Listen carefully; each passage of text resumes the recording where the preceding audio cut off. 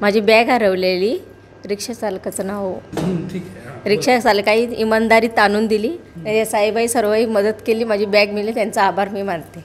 Sir, मी कल्याण स्टेशनवर भाडा घेऊन गेलो होतो महालक्ष्मी हॉटेलजवळ. तर भाडं उतरवलं, ताईने सांगितलं आम्हाला चिकनगड जायचे. म्हणतं ताई बसा. बसल्यावर त्यांच्याकडे काही बॅग वगैरे होते, त्यांनी मागे ठेवून दिली. आता आमचं लक्ष नसतं, मागे सीट उतरल्यावर आम्ही दुसरं भाडं शोधत बसतो.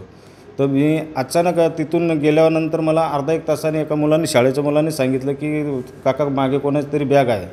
तर ती बॅग बघितलं, मला म्हणतं मी विचार केला, म्हणतं कोणातरी असेल. तर मी परत स्टेशनवर गेलो तर मला भेटले नाही ते. त्याच्यानंतर त्यांना जिथं सोडलो तिथं गेलो, तिथं पण भेटले नाही.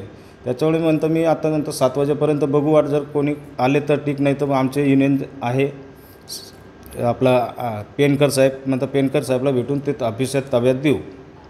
त्याच्यानंतर एवढ्यात मला फुले चौकीतून फोन आला की साहेब तुमची गाडी येईच आहे का. म्हणतं मग माझी गाडी 4838 माझीच आहे. म्हणतं साहेब मी म्हणतं 5 मिनटात तिथं पोचतो. खरोखरच वाखाणण्यासारखी गोष्ट आहे.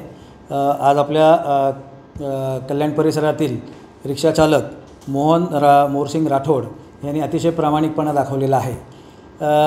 नंदकिशोर देशमुख या ठाण्याला राहणाऱ्या महिला मुरबाड येथे लग्नासाठी गेल्या होत्या आणि तिथून त्या कल्याणमध्ये त्यांच्या नातेवाईकांना भेटायला येणार होत्या. कल्याण स्टेशनला आल्यानंतर त्यांनी कल्याण स्टेशनवरून रिक्षा पकडली आणि चिकनघरला जात होत्या. चिकनघरला गेल्यानंतर त्यांच्या हातातल्या इतर 2 बॅगा घेऊन त्या खाली उतरल्या आणि मागे ठेवलेली बॅग ते रिक्षामध्ये विसरल्या होत्या. तर त्यांच्या जसं लक्षात आलं त्यांनी शोधण्याचा प्रयत्न केला. त्यानंतर ते पोलीस स्टेशनला आले. पोलीस स्टेशनला आल्यानंतर आमचे पोलीस हवालदार मधाळे यांनी अतिशय उत्कृष्ट कामगिरी, ताबडतोब CCTV फुटेज तपासून रिक्षाचा नंबर शोधला. रिक्षाचा नंबर शोधून रिक्षावाल्याशी कॉन्टॅक्ट केलं. रिक्षा चालकांनीसुद्धा सदरची बॅग त्याला मिळाल्यानंतर त्यांनी अतिशय व्यवस्थित सुखरूप सांभाळून ठेवली होती आणि ती बॅग त्यांनी ताबडतोब पोलिसांना ताब्यात दिली. त्या बॅगेमध्ये त्या स्त्रीचे जवळजवळ 7.5 तोळे सोन्याचे दागिने त्या बॅगेमध्ये जसेच्या तसे मिळून आलेले आहेत.